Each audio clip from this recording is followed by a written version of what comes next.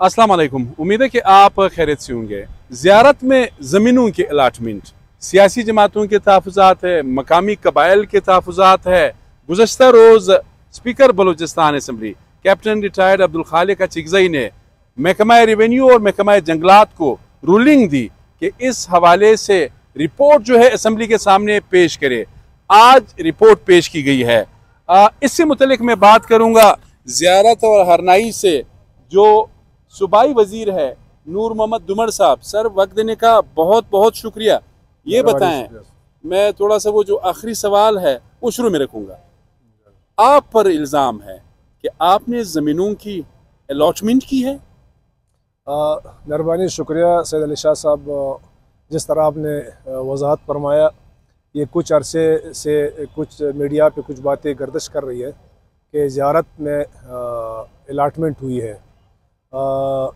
बल्कि ये मेरे ख़्याल में हकीकत की बिल्कुल 100% बरअक्स है। ज़ियारत में नहीं, ये पूरे बलूचिस्तान में तकरीबन कोई 28 अज़ला की बात है। 28 अज़ला में अलाटमेंट की बात नहीं है। असल में मैं कहता हूँ कि हमारी रवायत है ये, बल्कि बुरी रवायत है कि जो भी असम्बली से बाहर रह जाए, आवाम इसको रिजेक्ट कर ले, तो फिर ये कभी न कभी ऐसे इशूज़ पे सियासत करते हैं कि जिसपे आवाम को गुमराह किया जा सकता है। ये ज़रा बताएं, वो अंग्रेज़ी में बहुत सिंपल है। नूर मोहम्मद दुमर साहब कहते हैं कि नो स्मोक विदाउट फायर, यानी आग है तो आप धुआं देख सकते हैं। कोई चक्कर तो नहीं हुआ है? नहीं, देयर इज़ नथिंग। मैं आपको इतने बावसूख ज़रा है, बल्कि आज ये सारा चीज़ें वाजे हो गई।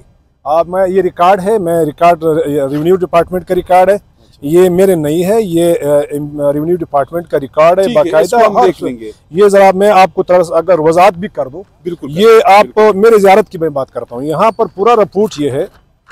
ये यहाँ पर जो अलाटमेंट हुई है, ये तकरीबन ये अलाटमेंट की तफसील है। ये आखिरी अलाटमेंट कब हुई है, ये number of forest area period, ये 20-22 ऑनवर्ड्स, ये कौन सी डिस्ट्रिक्ट में हुई है, ये फिर आप तफसील में ज़रा जाएंगे। हर डिस्ट्रिक्ट की अलग अलग एक तफसील है।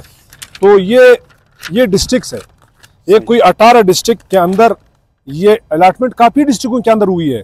लेकिन आजकल अलाटमेंट किसने की है? ये अलाटमेंट रेवेन्यू डिपार्टमेंट ने फॉरेस्ट को की है। रेवेन्यू डिपार्टमेंट ने फॉरेस्ट को जमीन दी है जी, 2022 तक।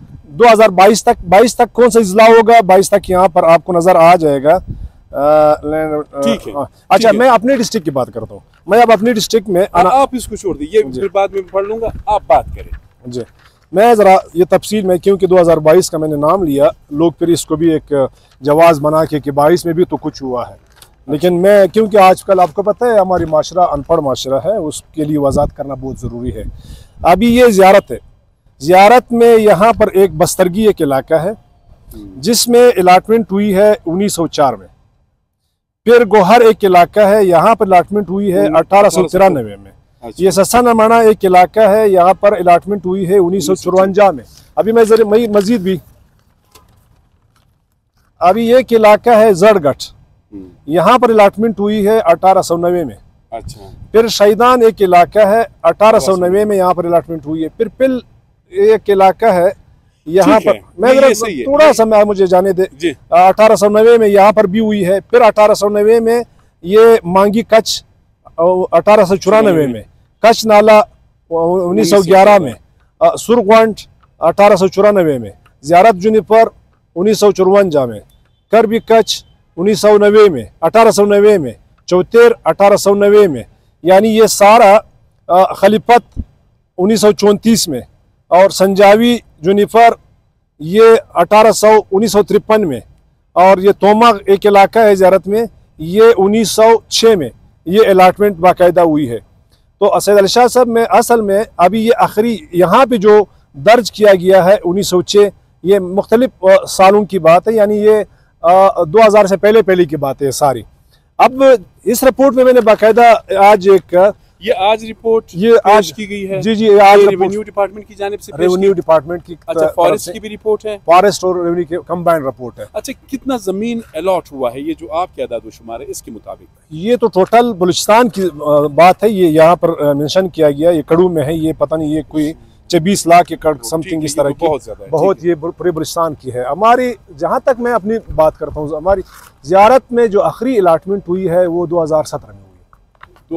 2017 में ये 1-2 लेटर मैं ज़रा आपकी क्लैरिफिकेशन के लिए, या रहीम ज़ियारतवाल के नाम से एक रिकमेंडेशन लेटर MBR को चला जाता है, रेवेन्यू को और फॉरेस्ट दोनों से ये इस्तदा करते हैं कि ज़ियारत में अच्छे फॉरेस्ट है और इसको प्रिजर्व किया जाए, as a national park declare किया जाए। तो ये इस पे फिर कार्रवाई हुई, तकरीबन 2 साल ये कार्रवाई चली। आखिरकार 2017 में ये ज़ियारत के अंदर 40,000 एकड़ as a national park declare किया गया। लेकिन ये इस रिपोर्ट के अंदर ये नहीं था। मैंने कहा जनाब स्पीकर ये क्यों नहीं है? ये मैंने भी सुना, लेकिन आप जरा ये बताएं, ज़ियारत में हमने भी सोशल मीडिया पे देखा, वहाँ पे एक जिरगा हुआ, उस जिरगे में आप पर कड़ी नुक्ताचीनी की गई और ये कहा गया कि आपके कहने पर कुछ अलॉटमेंट हुई है, इसके पीछे क्या है? जी मैं जनाब अव्वल तो मैं ये ज़रा वजाहत करता चलूँ कि जरगा नहीं हुआ है। अच्छा। जरगा जिस तरह हमारे पश्तून रवायात में जरगा वो होता है जिसमें कबायली मशरान होते हैं, सरदारान होता है, मुतबरीन होते हैं, इलाके हर कौम के नुमाइंदे होते हैं और वो हाँ गैर सियासी लोग होते हैं।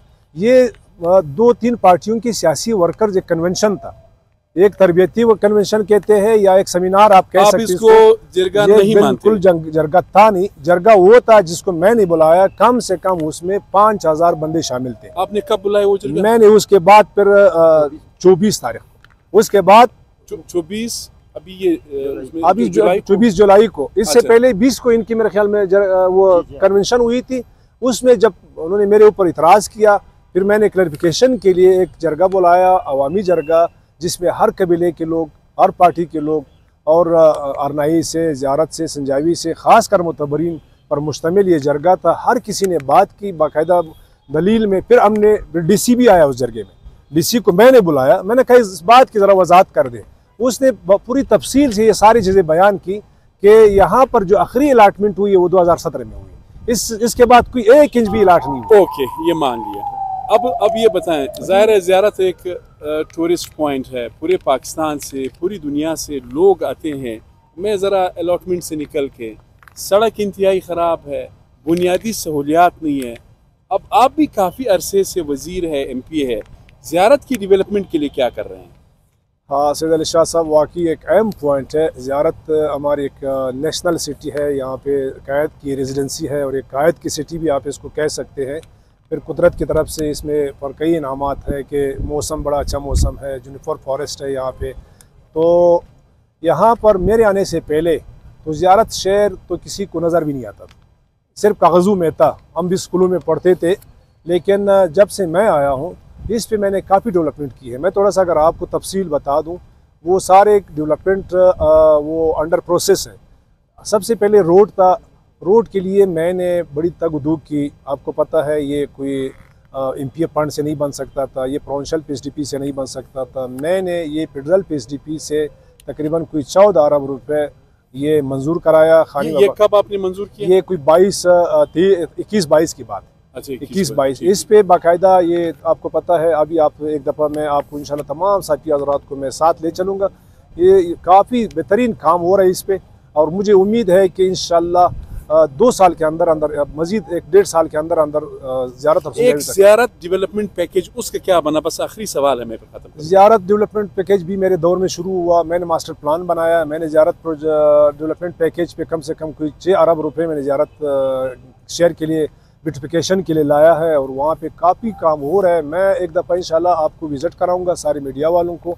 जो मेरे दौर में ज़ियारत सिटी और ज़ियारत तक जो रोड है, बाकी नहीं, मैं देहातों में नहीं जाता हूँ, मैं अवाम में नहीं जाता हूँ, सिर्फ ज़ियारत कायद सिटी तक मैं आपको ले जाता हूँ कि वहाँ पर मैंने क्या किया है और यहाँ रास्ते में मैं आपको दिखाऊंगा कि मैंने क्या किया है और मेरे आने से पहले क्या हुआ था। मेरे आने से पहले तो कुछ ही नहीं था, किसी ने भी एक ईंट दूसरे पे नहीं रखी। लेकिन ये शुक्र अल्हम्दुलिल्लाह, ये ज़ियारत की आवाम की एक अल्लाह ने आवाज़ सुन ली कि मेरे तरह एक वर्कर बंदा, मैं ये नहीं कहता हूँ मेरा काम ग्राउंड पे बोलता है, मैं आपको करके सारी चीज़ें ऑन ग्राउंड दिखाता हूँ, कागज़ों में दिखाता हूँ, फिज़िकली दिखाता हूँ। तो ख़ासकर ज़ियारत के बारे में आपने जिस तरह कहा था, रोड पे काम हो रहा है और ज़ियारत शहर के अंदर ब्यूटिफिकेशन पे काम हो रहा है और ये सारी चीज़ें मैं आपको जाके फिजिकली दिखाऊंगा भी इंशाल्लाह, एक दिन प्रोग्राम रखेंगे। सर आपका बहुत शुक्रिया, आपका बहुत शुक्रिया। नाजरीन, आपने सुना नूर मोहम्मद उमर साहब से हमने बहुत तफसील से बात की ज़ियारत अलॉटमेंट के हवाले से।